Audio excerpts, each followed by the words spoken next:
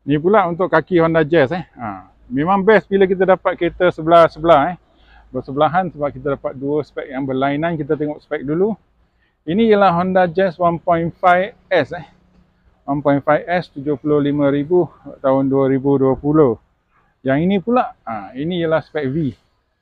Ini ialah spek V. Kenapa saya tahu? Tengok rim dia, dan dia datang dengan body kit dan lain-lain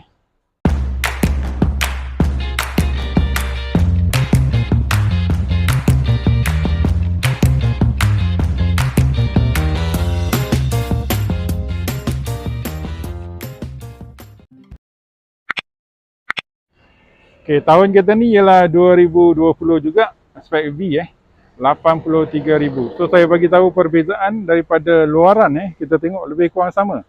Tapi yang dapat ialah rim dia dapat kemasan di bumper, dan yang ni kosong. Dia punya rim lain, dia punya bumper kosong. Dan kalau kita tengok belakang dapat dia punya wing ataupun dia punya spoiler, manakala yang spek S kosong, tak ada apa-apa. Kat bawah bumper kosong. Kat bawah bumper dia dapat aku rasa yang ni dia tambah sendiri kat bawah bumper tu lampu sama je, lampu dia sama je. So kita tengok dalaman, perbezaan dalaman dia. Yang ini datang dengan lampu. Kita tengok pintu dululah. Hard plastik. Ini ialah fabric.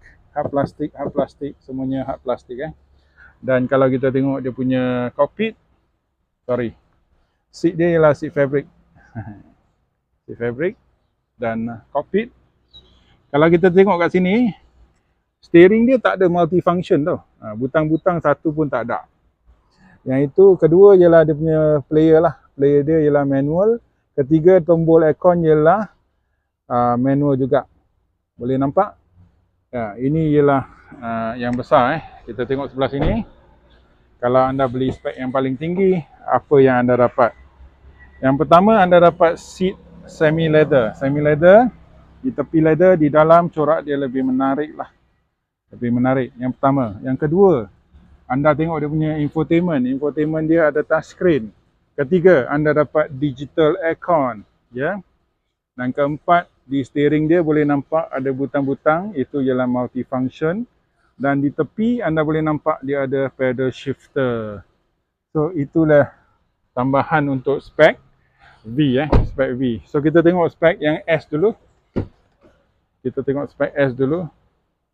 Saya nak masuk lah. Saya memang suka kereta Jazz.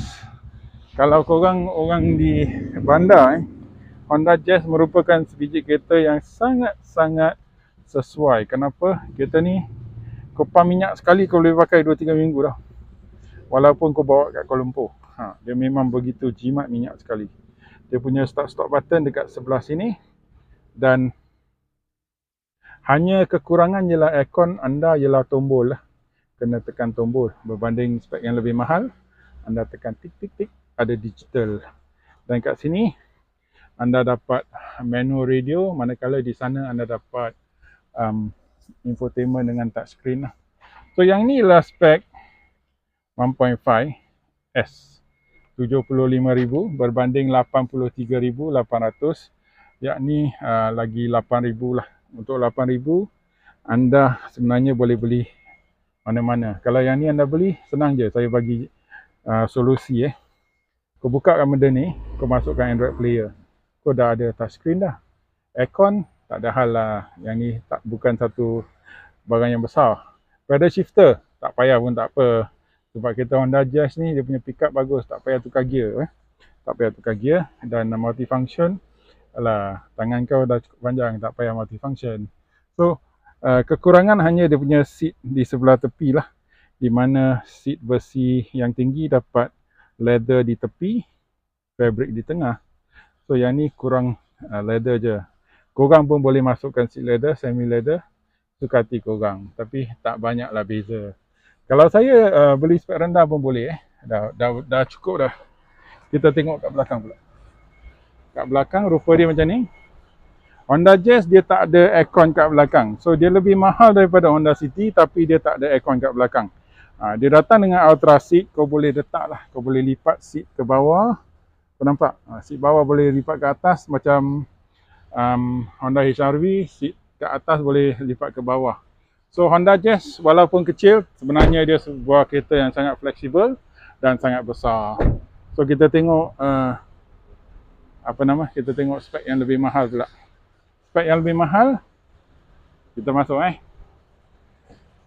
Okey, spek yang lebih mahal.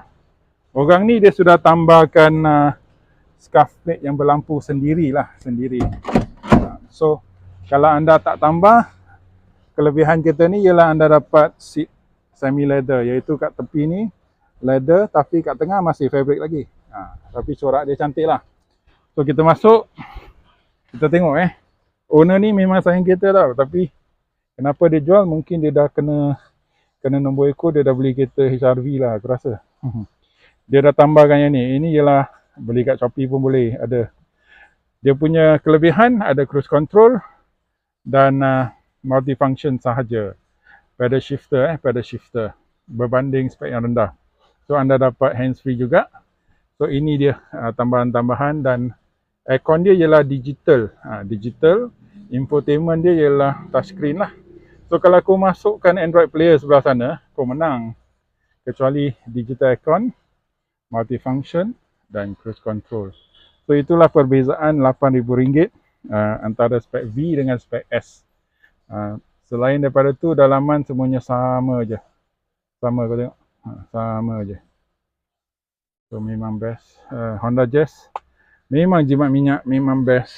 Memang kereta yang sangat-sangat akan dirindui oleh rakyat Malaysia sebab Jazz generasi baru tak masuk. Sedih. Yang ni pun dia sudah masukkan scuff plate berlampu biru kat sini. So belakang sama je tengok. Semuanya sama kecuali dia punya design seat. Yang ni ada leather, semi leather, dengan dia punya design dia lain sikit. Yang ni pun boleh ada recline tu. Kau tengok ada recline, nampak? Dia punya recline pada tahap yang lain. 1, 2. Dia ada 2 tahap recline. Honda Jazz tau, jangan main-main. Bagus ni. So very flexible car, very nice car. And kalau kita tengok dia punya cockpit, dia dah masukkan plastik warna merah tu. Kereta dah nampak garang dah.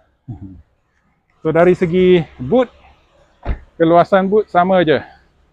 Kita tengok keluasan boot, tengok. Ini keluasan boot spek V dengan dia punya tonneau cover naik. Ini ialah keluasan boot spek S. So dimensi kereta sama. Dimensi kereta, saiz boot semuanya sama. Tak ada lebih, tak ada kurang. Hanya dia punya cruise control, multifunction steering dan digital aircon. So baloi lah, mana-mana yang kau beli, baloi. So kita tengok belakang dia. Yang ini datang dengan chrome bar. Yang B pun datang dengan chrome bar. So tak ada kurang, tak ada rasa aku kekurangan apa-apa kecuali rim dia lah. Rim dia ialah 1 tona berbanding rim 2 tone. Tayar dia lain sikit. Yang ni tayar Continental. Manakala yang ni yang murah, spek murah dapat tayar Goodyear. So itu saja perbandingan Honda Jazz spek S dengan spek V tahun 2020. Kita tengok muka depan last. Sama ada muka depan dia lain tak. Sama je tengok. Kecuali dia punya kemasan kat bawah. Itu pun saya rasa dia tambah sendiri. Bukan ditambah oleh Honda. So jumpa lagi. Bye bye. Seterusnya kita akan buat kereta Myvi kat belakang dengan Honda City. Tekan loceng tahu.